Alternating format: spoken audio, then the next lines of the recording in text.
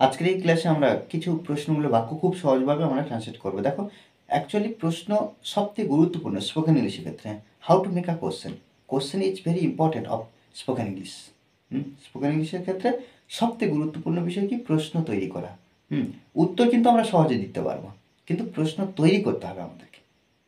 দেখো এখানে কি, তুমি কি ধরনের খাবার খেয়েছিলে, তুমি কোন ধরনের বই পছন্দ করো, তুমি কোন ধরনের মুভি পছন্দ করো, আপনি কোন ধরনের চাকরি খুঁজছেন। দেখো এখানে বিষয়টা দেখি না, তুমি কি ধরনের খাবার খেয়েছিলে, দেখো কি ধরনের আর তুমি খাবার খেয়েছিলে। দেখো ফার্স্ট টাইম কি করব, আমরা প্রশ্ন যে তৈরি করি তার স্ট্রাকচারটা একটু দেখে নেব। প্রশ্ন সাধারণত দুভাবে হয়, একটা ডব্লিউএইচ কোশ্চেন, একটা ইয়েস নো কোশ্চেন। দেখো yes no question, yes no কোশ্চেনের গঠন কি হয়? আদার্স ওয়ার্ড, জিজ্ঞাসা চিহ্ন। এটা কিন্তু ইয়েস নো কোশ্চেনের গঠন। দেখো ইয়েস নো কোশ্চেনের গঠন, ইয়েস নো কোশ্চেনের গঠন কি? হেল্পিং ভার্ব, সাবজেক্ট, এমভি অর্থাৎ মেন ভার্ব, অবজেক্ট বা আদার্স ভার্ব। হেল্পিং ভার্ব কি কি? হেল্পিং ভার্ব টোটাল কটা? 24টা হেল্পিং ভার্ব। এই 24টা হলো helping verb. Am are, was were, have, shall, will, should, would, can, could, may, might, must, ought to, used to, need, dare, এই 24টা হেল্পিং ভার্ব। হেল্পিং ভার্ব দিয়ে শুরু হলে তখন আমরা কি করি না, বলি ইয়েস নো কোশ্চেন। আর ডব্লিউএইচ কোশ্চেনের গঠন কি?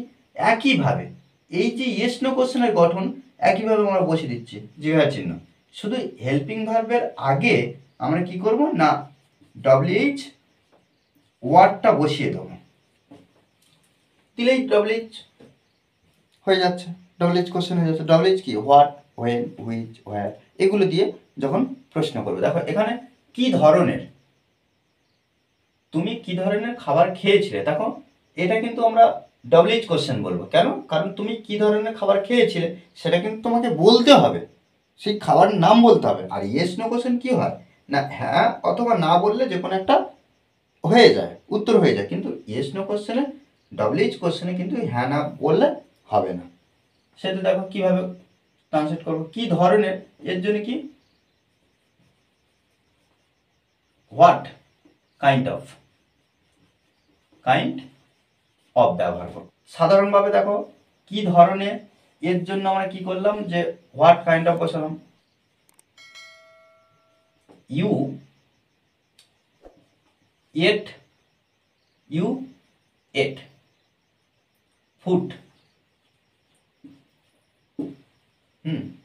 তুমি খেয়েছিলে খাবার। ওকে, এটা কিন্তু সাধারণভাবে আমরা তুমি খাবার খেয়েছিলে, ব্যাস হয়ে গেল। কি হবে? তুমি খাবার খেয়েছিলে, তুমি খাবার খেয়েছিলে, তুমি খাবার খেয়েছিলে, প্রশ্ন করছি। আর ডব্লিউএইচ করলে কি হবে? তুমি কি ধরনের খাবার খেয়েছো, যেটা এটা বসিয়ে দিচ্ছি, তখন কি হচ্ছে এখানে ভি টু, এখানে ভি টু থাকার জন্য আমরা কি করব, প্রশ্ন তৈরি করলে হেল্পিং ভার্ব একটা আনবো, সেক্ষেত্রে আমরা কি করব, ডিড আনবো, ডিড, ডিড তারপরে ইউ নিয়ে আসবো। কেন? এখানে দেখো হেল্পিং ভার্বের পরে কিন্তু আমরা সাবজেক্ট বসাচ্ছি, ডিড ইউ, তারপরে মেন ভার্ব ইট, জিজ্ঞাসা চিহ্ন। এইভাবে কিন্তু প্রত্যেকটা প্রশ্ন তৈরি করব। এই যে তুমি কোন ধরনের বই পছন্দ করো, কোন ধরনের, দেখো কোন ধরনের অর্থাৎ কোন কোন ধরনের, বা তোমার কি বই পছন্দ, সেক্ষেত্রে আমরা কি করব, what kind of books. Books, কেন বুকস করলাম? কারণ দেখো কোন ধরনের, এখানে প্লুরালে লিখলাম।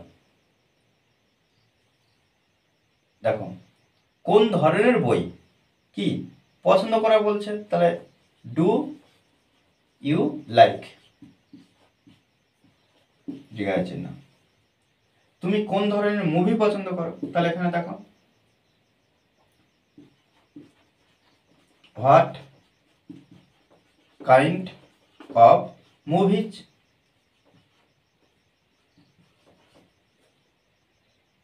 কেন প্লুরাল লিখলাম, কোন ধরনের। আর পছন্দ করো একইভাবে ডু ইউ লাইক, ওকে। দেখো আপনি কোন ধরনের চাকরি খুঁজছেন, দেখো এখানে খুঁজছেন এটা কিন্তু প্রেজেন্ট কন্টিনিউয়াসে লিখবো, সেক্ষেত্রে দেখো হোয়াট, আচ্ছা এখানে দেখো কাইন্ড ব্যবহার করছি প্রত্যেকবারে, ধরনে এটাও কিন্তু ধরনে, কিন্তু চাকরির ক্ষেত্রে আমরা টাইপ ব্যবহার করব, what type of what type of jobs, jobs are you looking for, ঠিক আছে।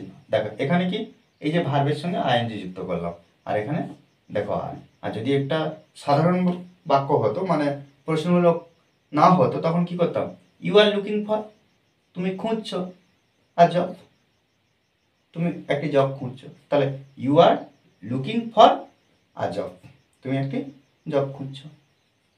দেখো এইভাবে কিন্তু আমাদের প্রত্যেকটা বিষয় বুঝতে হবে এবং ট্রান্সলেট করতে হবে, আমাদেরকে মনে রাখতে হবে যে প্র্যাকটিসের বিকল্প কিছু নেই, ওকে। আর এই ক্লাসটি যদি ভালো লাগে অবশ্যই লাইক করবেন স্যার, আর যারা এখনো পর্যন্ত এই চ্যানেলটি সাবস্ক্রাইব করেননি তারা অবশ্যই চ্যানেলটি সাবস্ক্রাইব করে পাশে থাকবেন, okay. Thanks for watching this video.